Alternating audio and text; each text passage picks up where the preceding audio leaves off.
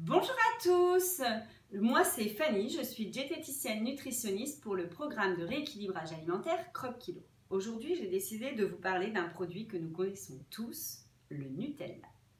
Alors je ne vous apprends rien en vous disant que pour l'équilibre alimentaire, c'est pas idéal de consommer du Nutella. Mais pourquoi ? Parce que je l'ai mis devant vous en image pour que ce soit plus parlant. C'est un produit qui est trop calorique. C'est un produit qui contient beaucoup trop de sucre. Plus de 50% du produit est composé de sucre. Dans un pot de 1 kg, on a 500 g de sucre. Vous avez 30% de graisse. Et puis vous n'avez que 13% de noisettes et que 7% de cacao. C'est vraiment une composition nutritionnelle qui n'est pas bonne et c'est pourquoi il vaut mieux l'enlever quand on cherche à équilibrer son alimentation. Alors comment faire? Pour les accros au Nutella, c'est vrai que c'est difficile, je le sais.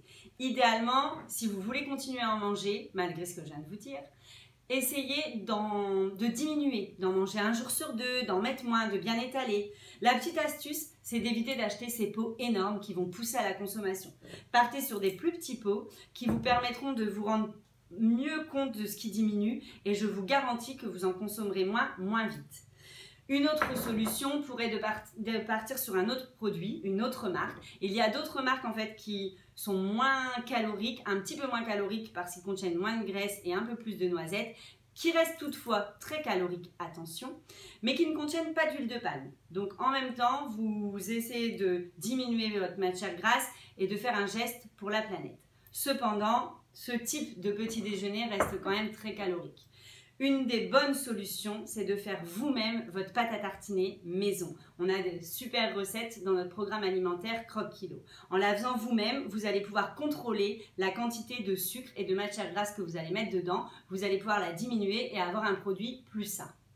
La dernière chose, si vraiment vous souhaitez manger équilibré et que vous souhaitez revoir votre alimentation et vos petits déjeuners, gardez ces produits pour le week-end et essayez des nouveaux petits déjeuners à base d'un produit laitier avec un yaourt ou un fromage blanc par exemple, des fruits frais à l'intérieur, des flocons d'avoine ou du granola qui vous permettront d'avoir un petit déjeuner sain, équilibré et beaucoup moins calorique. Merci à tous!